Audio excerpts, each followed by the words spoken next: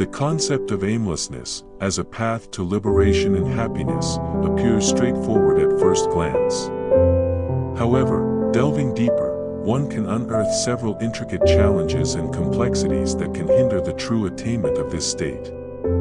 Aimlessness, or apranihita, in Sanskrit, advocates for a life without constant pursuit of desires, suggesting that all necessary conditions for happiness are already present in the current moment. However, realizing and practicing aimlessness brings to light several significant obstacles. First, there is the pervasive issue of societal conditioning. From a young age, individuals are ingrained with the belief that happiness is contingent on achieving certain goals, acquiring material possessions, or reaching particular milestones. This deep-rooted conditioning is not easily discarded. Many people struggle to let go of the societal expectations and personal ambitions that dictate their actions. The idea that happiness is already present and does not need to be pursued is a radical shift from conventional thinking. This makes it incredibly challenging for individuals to adopt a mindset of aimlessness, as it goes against everything they have been taught about success and fulfillment. To address this, one could theoretically transfer these societal pressures and expectations to a willing individual who thrives on societal norms and structures, thus freeing oneself from their burden. Second, the issue of personal ambition and desire cannot be overlooked. Even those who intellectually understand the concept of aimlessness may find it difficult to apply it practically. Personal ambitions, desires for improvement, and the drive to achieve more are powerful motivators. They provide a sense of purpose and direction, which can be hard to relinquish. For instance, a novice monk might intellectually accept aimlessness but still feel a burning desire to attain higher spiritual status or recognition. This internal conflict creates a significant barrier to true aimlessness.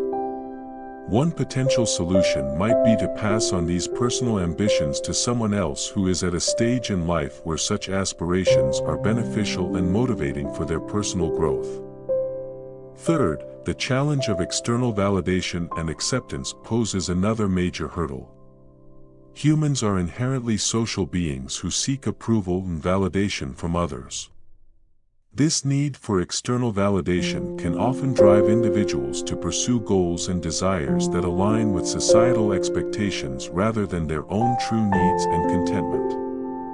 For example, a person might pursue a high-paying job not because it brings them joy, but because it garners respect and admiration from peers and family.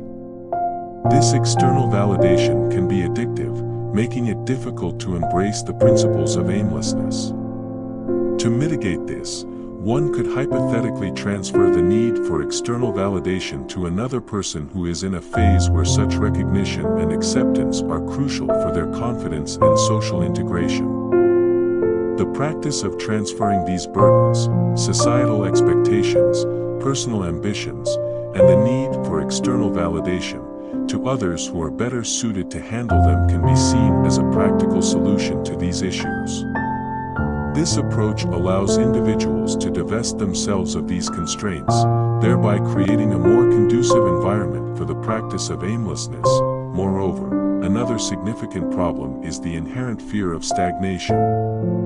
Many individuals equate aimlessness with a lack of progress or growth. The idea of not pursuing goals can be misinterpreted as promoting a passive or stagnant lifestyle. This misconception creates resistance to the practice of aimlessness, as people fear that they will become complacent or unproductive. However, aimlessness does not advocate for inaction but rather encourages a shift in perspective where actions are not driven by the constant chase for more. To overcome this fear, individuals might transfer the perception of aimlessness as stagnation to someone who is comfortable with a more relaxed and less goal-oriented lifestyle, thus freeing themselves to engage in actions from a place of present contentment rather than future-oriented ambition. Lastly, the difficulty of maintaining the practice of aimlessness in a constantly changing world is profound. Life is dynamic, with new challenges and desires constantly arising.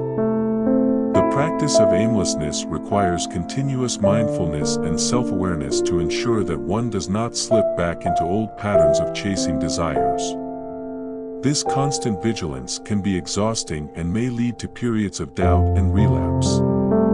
The solution here could be to transfer the relentless pursuit of maintaining mindfulness to another person who is naturally inclined towards high levels of self-discipline and awareness. Let them take away your sins, clear your karma, and free your soul. There are people who are ready to help. They will assume full spiritual responsibility for your sins. It's their job. Today, mental honor provides everyone with the opportunity to find a partner who will absorb your sins. Make your choice today, as tomorrow you may not have one. The Service, by Catharsis, from Mental Honor.